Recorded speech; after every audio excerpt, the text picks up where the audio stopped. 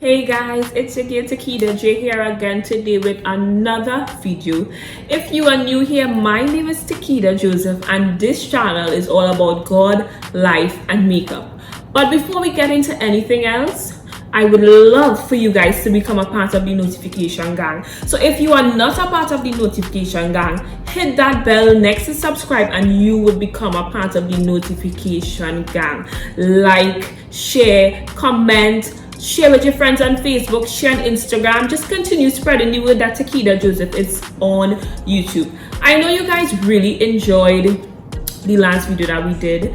I am just grateful that you guys enjoyed the video and that you were able to share it with your family and your friends and maybe plenty other young people that you may know. And if this is the first video that you are watching and you're wondering what video we're talking about, I'm going to link the video right up here. It's called Let's Talk About Sex.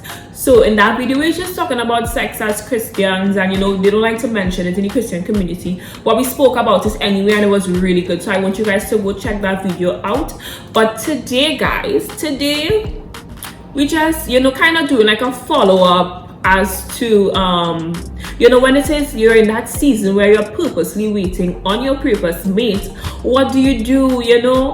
Because it could be kind of like a frustrating season. If to say this is for people, I think this video is for more people who are purposely waiting.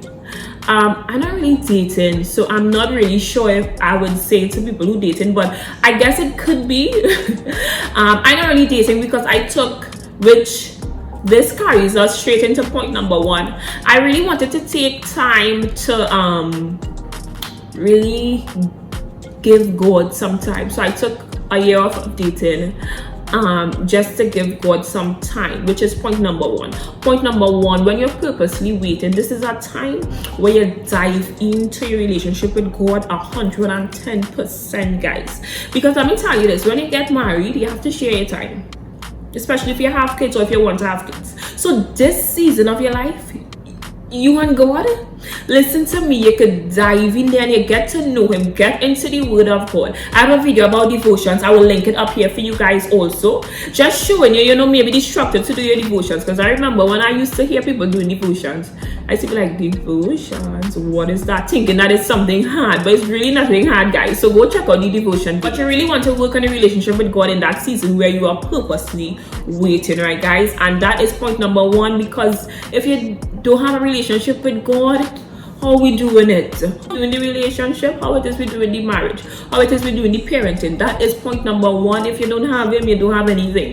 So work on that. And my point number two is you need to focus in on your purpose. I mentioned in the last video, right guys, when it is I was not having sex, this video is not about sex but just showing a reference, and I was just really focused. Like, it's like you could have space, it's like you could see more, it's like you could focus in more. And I have watched so much videos and heard so much stories about people who wish they found what was their purpose or what they like to do, or what it is they were created to do before they get married. Because they end up getting married and then it's like, you're happy, a year passed and then your husband doing what he had to do because he fully functioning in his purpose and know what he's called to do and know what he likes to do, and you just like, oh, because I know some people, they have a tendency to kind of like they kind of focus their whole life on finding this person when they themselves are just withering away. And that is not what we want to do in our season of purposely waiting.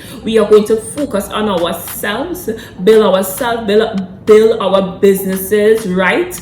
And just really dive into yourself. Come on, write the book, start the vlog, start the YouTube channel, and really dive into what it is God called you to do, and really dive into what it is you like to do, whether it be business-wise, work on your career. So in that season of purposely waiting, you want to be able to do that. So when you get into that marriage and you get to that place now, like you really don't have that to try to figure out because you're already functioning in that. You understand what I mean? Number three is what you're allowed to go into your eye gate. So your eye gate is like your vision, like what it is you're allowing into your mind. And I would say watch stuff on YouTube like Dating with Purpose. You want to really prepare yourself for that time when you meet your purpose mate, right? Because some of us, we never had good relationships growing up. Like, we never see good marriages, or we never see godly marriages or kingdom marriages, right? So it's like we don't really know. So I would say probably go to YouTube, find some Christian couples that you like, and really let the Holy Spirit guide you, because probably not everybody would be real or genuine, or probably not everybody's for you to watch. But fill yourself up with things that would help you, with information that would help you. Some of us, we don't have the parents, we don't have the grandparents, but you might have some couple in your church that you could talk to, you understand? I would always recommend Dating with Purpose on YouTube. It's a beautiful YouTube channel with just couples from all over the world, Christian couples who went into dating with purpose, and they're just building good godly relationships. So I would recommend you guys, I'll leave it down in the description box below, to go and watch Dating with Purpose. Watch an episode, you know, once every week or whatever it is. So I would say follow Christian couples that you like, kingdom men and women who could help you, who could give you advice, right? Use your Instagram to the best of your ability. Don't just use it to macro and to look at bacchanal, and you know, don't do it, right? Really look at stuff that could help you and edify you, you understand? Point number 4 is dig deep in yourself. This is the time where you have for yourself, guys. You need to be able to dig deep within yourself, see what kind of person you are. Say, okay, do I want my husband to have that type of wife? I mean, write down your good qualities and your bad qualities, and be like, okay, is this the type of wife I would like to be for my husband? You look at your list, you see what you need to take away, you see what you need to add, and you work on that. You really dig deep within yourself and deal with issues, childhood trauma, you deal with bad habits, you know, you dig within yourself and try to make yourself a better person, not for your husband and your kids so much, but for yourself first, because you want to be a better person overall. Point number 5 is pray and fast, guys. Pray and fast is so important. You want to be able to fast just for yourself, for your husband, for your kids, for your generations to come. Fasting is so important, and it does work. It's like going into a surgery. So you know, when you're going to do a surgery, they will tell you stop eating this so that they can see how your natural body system works. It's the same thing with spiritual fasting. When you rid yourself of certain things, it's like your natural body system is working, right? And the Holy Spirit could really work through you. Sometimes when you're fasting, it's because you want to answer on something, like you want God to really fill you up in this area. So it's like you're taking away so your natural system could work and hear from God and see from. And prayer is so important. And guys, when you're in this season where you're purposely waiting, you don't pray for your husband alone. You have other things to pray for, right? I mean, like, you don't want to get to a point where you're obsessed with it. No, because you should have no other gods besides me, right? So guys, God is the only God. You know, you pray for your husband, you pray for yourself, you pray for your job, you pray for your family, but all in all, prayer is important. I don't want you guys to just be praying for this man whole day every day. No, you pray for yourself, you pray for your job, you pray for your home, you pray for your safety. You can't just go to God when you want to pray for your husband alone.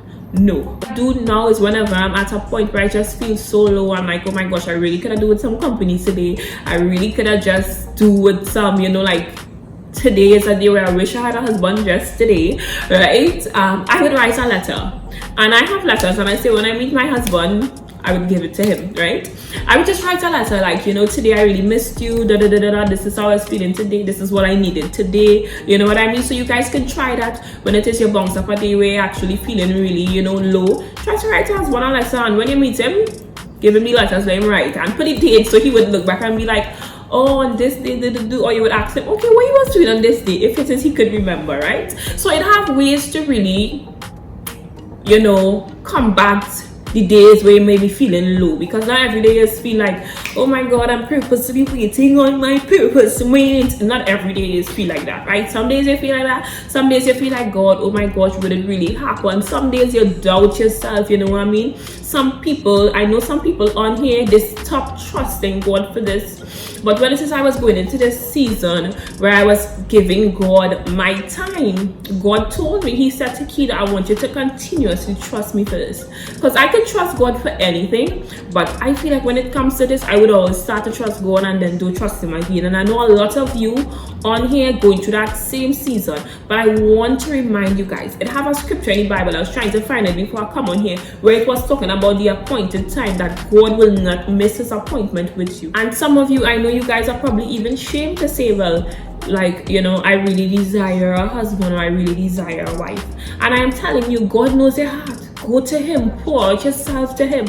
And people around doesn't make you feel any better. They're like, oh my gosh, you want a husband, why can't I get a husband? Forget that. If this is desire of your heart, go to God. But the word says to seek God first. And some of us, we're really not seeking God first. No, we're seeking him when it's convenient. And that cannot work. Seek God first. And guys, once that desire is there, God will fulfill it. Even though, because let me tell you this, right? And this is why you need to continuously believe God for this once it is you want it.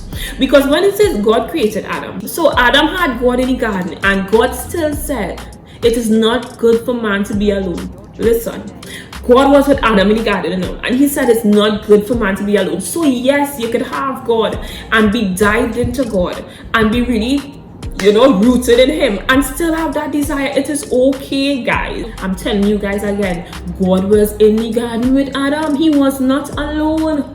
But yet the same God who was there with Adam, who is here with us, said it is not good for man to live alone. I will create a helper for him. And God has created a helper for you. It's just not the appointed time yet for you guys to meet. But trust me, God cannot lie, and he will keep every appointment he made with you. So today, guys, somebody be encouraged. Somebody get back to trusting God for your purpose, mate. Don't give up on it. I know it's hard, like when the year's going and you can't see it happening and stuff. But say, God, what I'm missing? Show me what I'm missing. Revive me again. Help me to trust you for this again. Because some people, they just stop trusting God for it. And when it is you stop trust God, it's like you putting a limit on him. It's like you saying, God, you can do this, that, but you can't do this.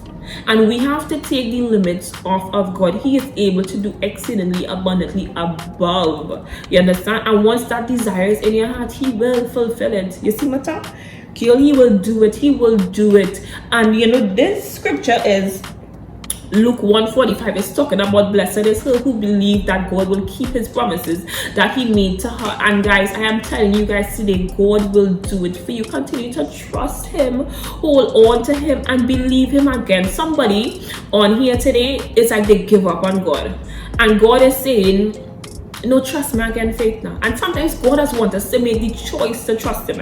As I always tell people, serving God is a choice. Trusting God is a choice. You get up every day and saying, God, I choose you today. I choose to trust you today. I choose to love you today. And I choose to believe in you today. So guys, make the choice again to believe God for this purpose made that you're waiting on, right? I hope you guys enjoyed this video. I hope you guys learned a lot from this video. Leave a comment down below. Tell me if it says you're in this season where you're trusting God for this mate, or if you had give up and you want to start back trusting God again, or if it is you waited for however long and then God did it for you. You know what it is you did in your season when you was waiting on that purpose. Like, comment, share with your friends, share with your family, share on Instagram. Let everybody know that Takida Joseph is on YouTube. All right, bye bye.